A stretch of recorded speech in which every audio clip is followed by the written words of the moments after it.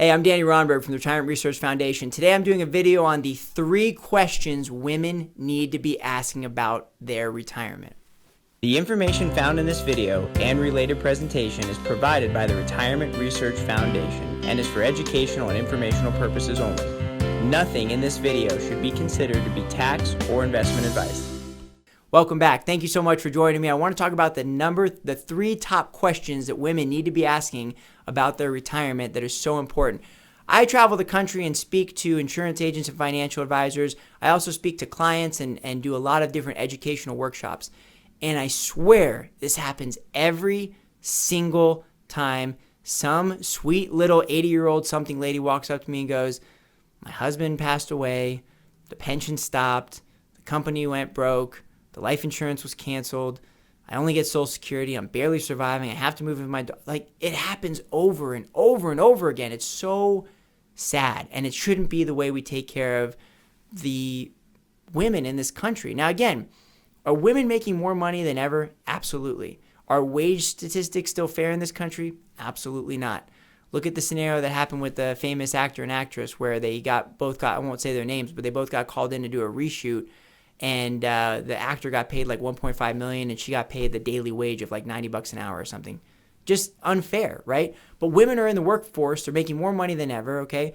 But the reason why the famous economist Tom Hegna says that retirement and life insurance is a women's issue is because women live longer typically.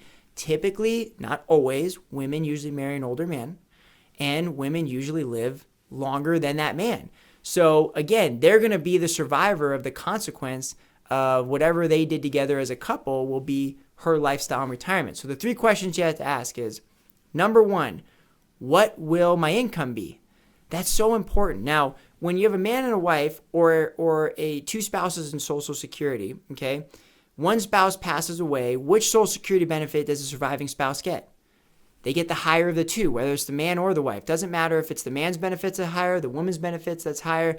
Whatever benefit is higher, that's what the surviving spouse is going to get. We want to know what that's going to be. Now, if there's a pension, we want to know which pension option they selected and what the surviving spouse's pension is going to be.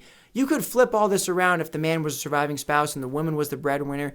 Let's just pretend the woman's going to outlive the man. Okay, let's play through the scenario. Well, the higher the 2 Social Security is going to be there. And then from a pension standpoint, you want to know what pension option was selected. I want to tell you a story that a colleague told me once.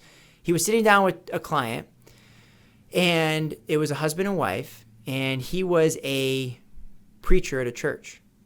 And he was going to get a pension, and they each got Social Security. And he's sitting down with the couple, and apparently he'd already made his pension choice. And he goes, "Okay, well, what's your pension amount?"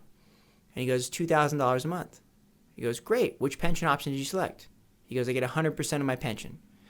And he turns to the wife and goes, "Now, ma'am, do you realize what he just said?" And she goes, "No, I don't." And he said, "Well, why don't you tell her what that means?" And he goes, "Well, honey, when I pass away one day, my pension's going to stop." And he said you could have knocked her over with a feather. She was stunned. She had no idea. She goes, "What? What do you mean my pension's going to stop?"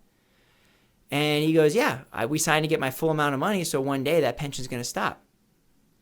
And the worst part is, we're in Arizona, which is a community property state. She had to sign something saying that she knew he was selecting that option. Probably didn't explain to her. Maybe she forgot. He goes, and my colleague goes, "Well, ma'am, it gets worse." And she goes, "Well, how could it get worse?" He goes, "Well, tell her what's going to happen with your Social Security." And he had the higher Social Security. She had the lower Social Security. Her Social Security is going to go away. So she was going to lose $2,000 a month from his pension and $1,000 a month from the difference. He was getting approximately $2,000 in Social Security. She was getting approximately $1,000. She was going to continue his $2,000. So $3,000 worth of income was going to go away when he died.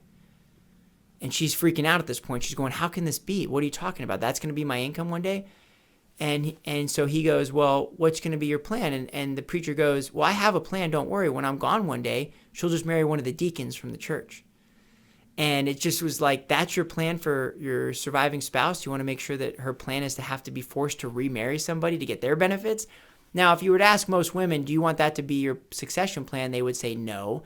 And for most men, I don't think they want that to be the succession plan, right? So again, you have to find a solution to make sure that the woman is going to, number one, know what's my income going to be. The same goes for annuity choices. If you have an annuity, you're going to need to choose between a single life, joint life income. You want to know which option is going to be there. Now, I'm not going to get into ways to maximize those benefits in this video, although I'll do an entire pension max, annuity max video so that you can strategize on a way to take the higher incomes and still protect your spouse. That's a whole separate video.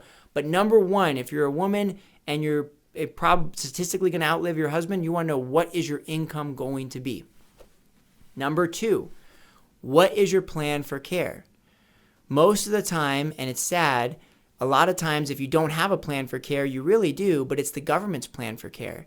If there's no money set aside for you to use at a later stage in life, when women do live into their upper 80s and 90s where their bodies break down, they become disabled and they need somebody to care for them, okay? You got to ask yourself, one, what is the plan for care, but what do you want the plan of care to be, for care to be? Because if you're going to be planning for that stage of life, do you want to be cared for in your home? Do you want to go to a facility? Do you want maybe your family members to be respite nurses and come in and take care of you? Who's going to pay for that, and where's that money going to come from? They're saying today from HealthView Services, which is a phenomenal, nonpartisan, nonprofit resource, that the average married couple, 65 years older today, will need somewhere in future dollars of $537,000 to cover care costs in retirement. I've seen projections where care costs will eclipse 90% of somebody's Social Security check. So if 90% of your Social Security check is going to go to cover healthcare costs, where's the money going to come for food, shelter, clothing? And that's the question, right? So, again, what's the plan for care and what do you want care to look like? If you don't have a plan for care, the government's plan is you will go on state aid. You'll become a ward of the state, and you can end up in a facility that you may not want to be at with the quality of life you may not want. And that brings us to our third question, which is, what's my guarantee to maintain my standard of living or my quality of life in retirement?